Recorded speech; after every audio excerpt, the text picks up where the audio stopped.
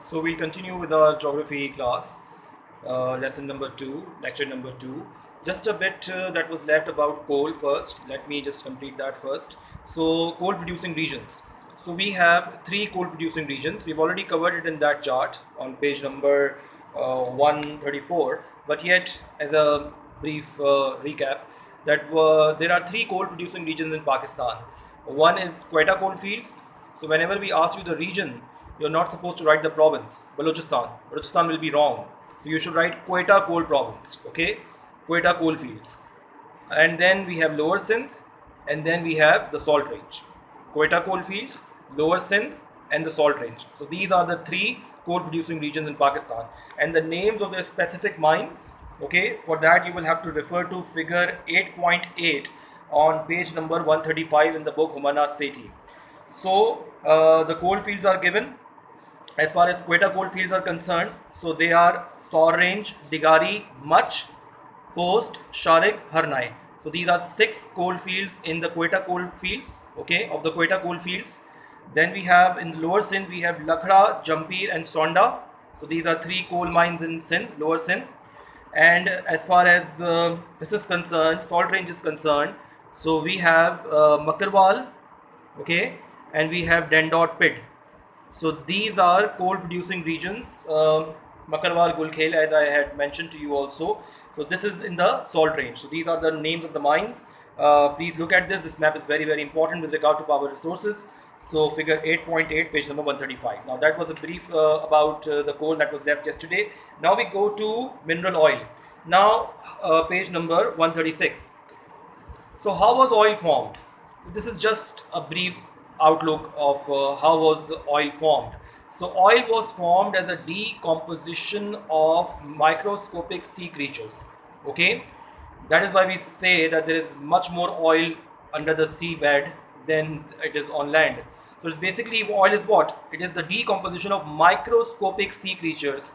So millions of years back again, these microscopic sea creatures got buried down under the earth's crust. When they used to die, they used to get deposited on the sea floor, and then earthquakes used to come. There are much more earthquakes in the sea than on land.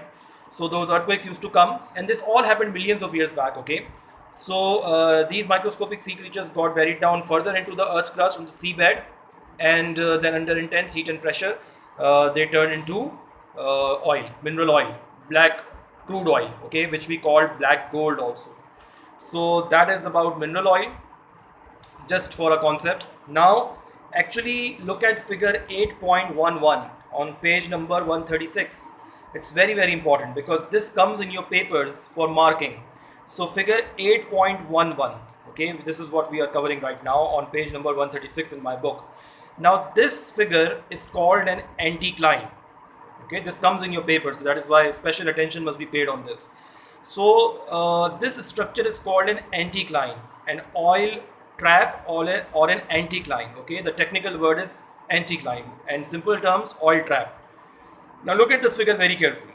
If you look at the figure, there is an oil rig. We'll discuss oil rig later, but that is the surface of the earth on which we have the oil rig.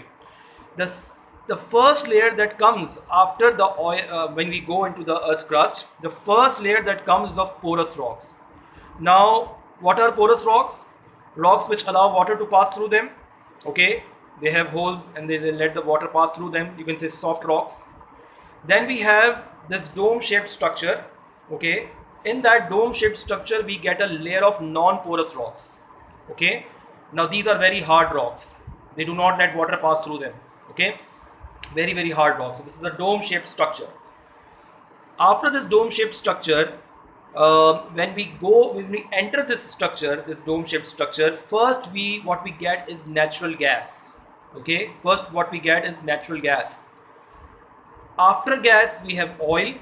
Okay, and on the sides, if you see in this diagram, we have got water, and then again there is a layer of non-porous rocks. Okay, yes, non-porous rocks. Again, we have a layer of non-porous rocks. So this structure is called an oil trap. Okay, why it is called an oil trap? Because if you see this structure, oil is trapped between 2 layers of non-porous rocks. That is why we call this an oil trap. Okay, It's a question in the past papers. Why is this structure called an oil trap? So basically it's called an oil trap because oil is trapped between two layers of non-porous rocks. It's a dome-shaped structure. The technical name is anticline. And please remember that the gas and the oil will be found in inverse proportions. Okay, if there is more gas in the anticline, the oil will be less, and if the oil is more, the gas will be less. So they are found in inverse proportions in this anticline. So this is what this structure is called an anticline. So oil is found in these structures. On the surface of the earth or in the sea, oil is found in these anticlines. Okay, so we need to find them. When we are drilling oil, we do not extract oil, we drill oil. That's the next topic. So once we drill the oil, so we need to find these structures. So we are now moving on to oil prospecting and drilling. Now this is not actually given in a good way in your book, so I don't refer to the book for this. So what I'm telling you, please, if you have, I always told you when you're coming for this class, you should have your book and you should have your copies with you. So if you want to take down the notes, then you should take down the notes, because this is what I'm going to be actually trying to, I will try to dictate you, because of course online I cannot dictate much. So I will try to explain you how, this oil is drilled. Okay, so like I said, firstly we need to find these anticlines. So the first step is to find these anticlines. And how do we find these anticlines? We need to carry out a geological survey. What is geological survey? Geological survey is the study of the earth's rocks, study of rocks. Okay, so these are rocks. So we need to carry out a geological survey to locate these anticlines. That is the first step. Okay, geological survey for any minerals. Whenever we are finding minerals, we need to carry out a geological survey. Then we need to be sure that is there an anticline. For example, where am I sitting right now? My study shows that there is an anticline right underneath. But am I sure about it? If I go deep down, dismantle my house and we go deep inside the earth's crust, will we find an anticline? We need to be very sure about it. So the second step is we carry out blasting. Okay, we carry out blasting in the earth's crust. We put dynamites. Okay, and then we record vibrations on machines. Okay, this is the second step. First step is geological survey. Second step is blasting. So through blasting, when we record the vibrations of earth on machines and we get those specific readings, they will ensure that there is an anticline underneath this house. Okay, for example, say. So first step is geological survey. Second step is recording vibrations through blasting on machines to get specific readings, which will be there. The engineers, of course, they know, the people who are drilling oil, they know the readings, and then we are confirmed that there is an anticline underneath the earth's crust.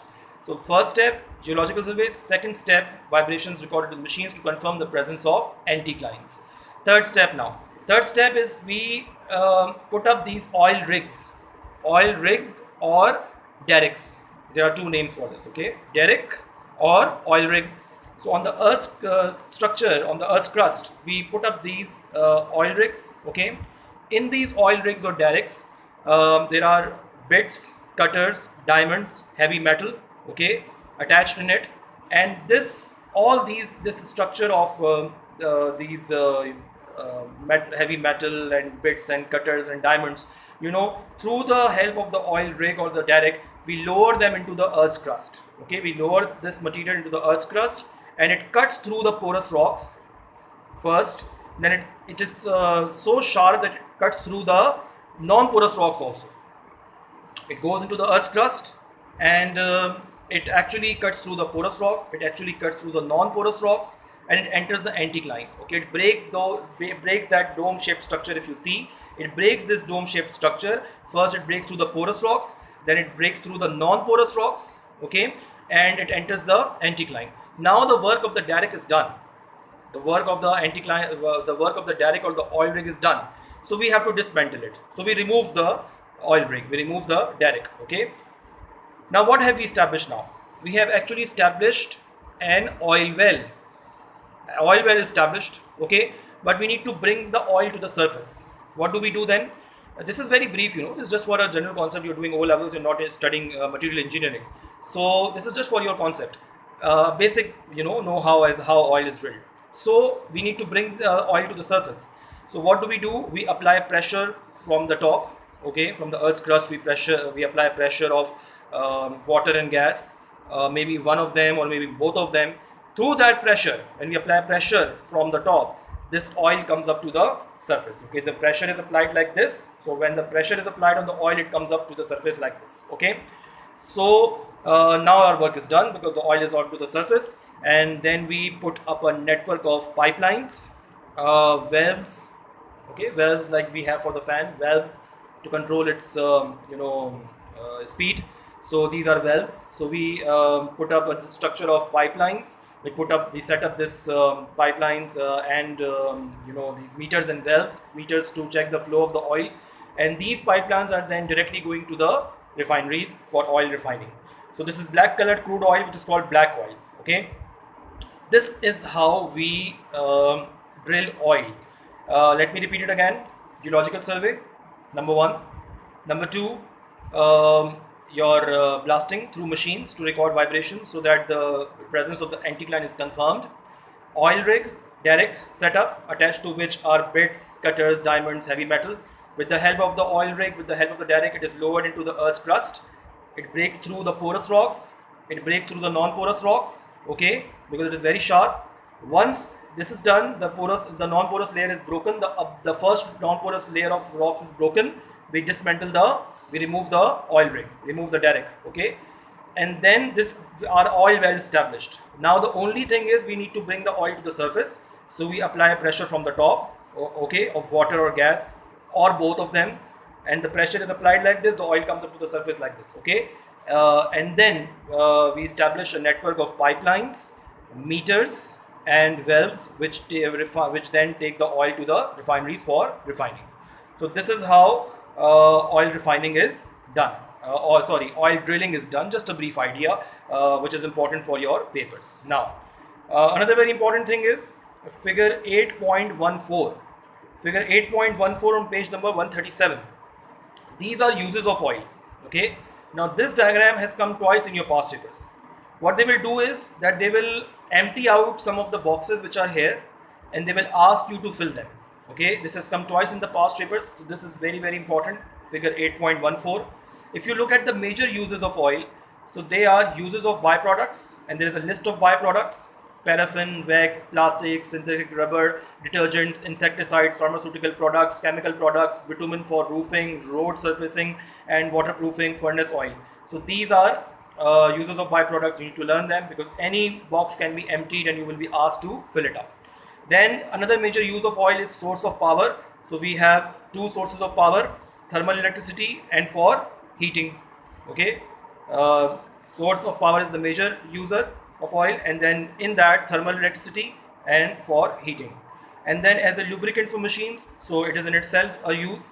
And the last one is as indispensable motor fuel, which is the most important. So here we have petrol and diesel, and from petrol we are running jet petrol 1, jet petrol 4 aircrafts. Okay, and we are running cars on petrol, and on diesel we are running buses, rail engines, and trucks. So this diagram is very, very important. It will come as it is in your papers. It can come and your school exams and your GC or IGs, and they will ask you to fill up these boxes. So this is about the uses of oil, and today my lecture will end over here because oil transportation and white oil pipeline production and this uses of oil will complete in the next class. So thank you very much. This is for today's geography class.